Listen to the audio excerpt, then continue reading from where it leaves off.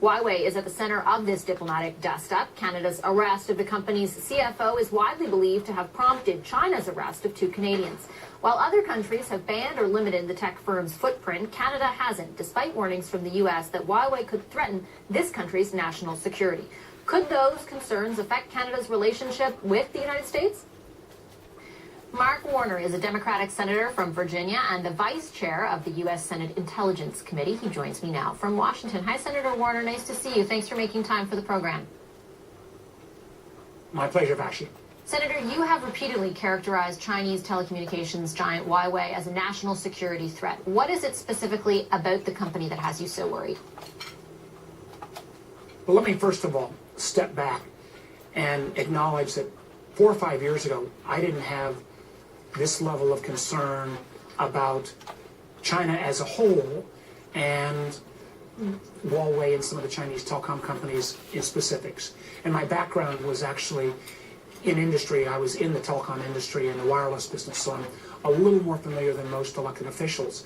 But what I've continually seen from the American intelligence community, and not just the American intelligence community, we've seen the same from the Australians and the New Zealanders, is all reached the conclusions that these Chinese telecom companies are not traditional private sector companies the way we might think of Bell Canada or a Verizon in the U.S. These Chinese telecom companies are directly influenced by the Chinese government. They are not necessarily direct arms of the government. The government, the Communist Party, has the ability to influence their capabilities. And my specific concerns are, particularly as we move into the next generation of wireless, the so-called 5G networks, that if a country were to purchase this equipment, it might have built-in back doors so that down the line, once the equipment was installed, the Chinese could intercept messages, communications, violate the security of the networks. And our committee, separate from the Trump administration, and I understand there are huge concerns, and I think the Trump administration's dealings with Canada in many ways have been inappropriate. So that's why Senator Rubio and I, in a bipartisan way, said we have such a close relationship with Canada. Let's reach out and try to at least put on notice that Huawei, ZTE, these telecom companies, particularly as we get into 5G, could pose a national security threat to Canada. We've reached that conclusion already in America, as has, again, Australia, New Zealand, and even our friends, the British, have made a change on the equipment as well. And we're seeing other nations re-examine their positions as well. So Canada, where our networks are so intertwined, we wanted to raise this issue at the Prime Minister level. Yeah, that's what I wanted to ask, as of course you're referring to the idea that Canada is conducting a review of 5G technology. You wrote a letter specifically to the Prime Minister, as you said, with Senator Rubio. Why did you feel like it was necessary to comment on something happening in Canada? What is of such great importance to the United States from your perspective? Well, there are no two countries that are closer connected than the United States and Canada, number one. Number two, our telecom networks are totally meshed together. And if there was a vulnerability in the Canadian system, it would make America vulnerable. Vice versa, if there was a vulnerability in the American system, it would make Canada vulnerable. Number three, we also have a very unique intelligence sharing relationship. Many of your viewers may be familiar with what's called the Five Eyes. It is Canada, the United States, the UK, Australia, and New Zealand, the 5 closest allies on intelligence sharing in the world. And because of these unique characteristics, and we again realize that, negotiations or particularly I personally believe that the Trump administration has not been appropriately respectful of Canada in some of our trade conversations, and the president here calling out Canada as a national security threat, which I frankly 100% disagree with. But we felt it was important that we showed to the Canadian government and the Prime Minister in particular that this concern that was being raised about Huawei was not something that was coming out of simply a Trump administration, but was really the consensus of the American intelligence community, of independent bipartisan senators, and was the same conclusion of at least the American telecom industry, the AT&Ts, the Verizons, the Sprints, who've also reached the conclusion that this equipment is vulnerable and could pose a security threat. What do you think the potential consequences on the relationship between Canada and the U.S. are if Canada, at the end of this review, does permit Huawei to be a part of 5G network infrastructure in this country? Well, it's hard really to predict because our networks are so closely meshed. How do we, I think there'd almost have to be some level of untangling. And so that, I think it would prove to be a real challenge, I think, both technically and add froth to a relationship that has been stable for so long, but right now is a bit unstable.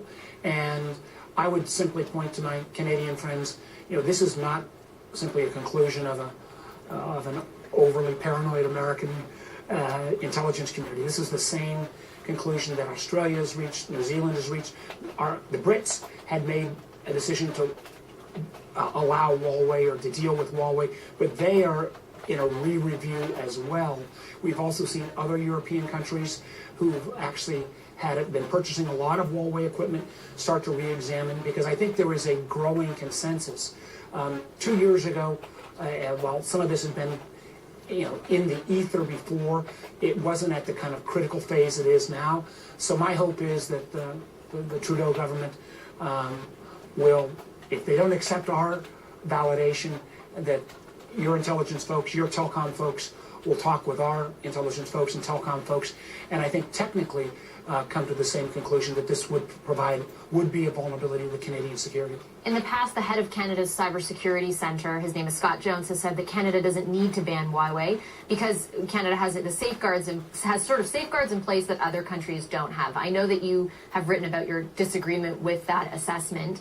Why do you disagree with it? Well, this gets a bit technical. The challenge becomes that Huawei equipment may not come with built-in malware, for example. But Huawei has the ability, because of this network construction system, that they will be able to send electronically any kind of upgrade to your system, any kind of upgrade to your switch, any kind of upgrade to your handheld equipment.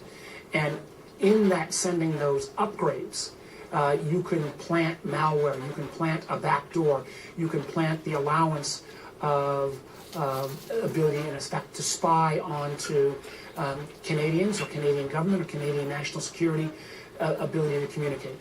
And so we think that downstream threat, and at least the experts I've talked to have said, this is an issue that there's been growing consensus on. I mean, again, by no means is the United States pure in this matter. We have had, in terms of current level 4G equipment, the current state of the wireless network, there are American telephone operators, small telco companies, particularly on the United States' northern border, our border with Canada, which have been out purchasing some of the Huawei equipment because it's a lot cheaper.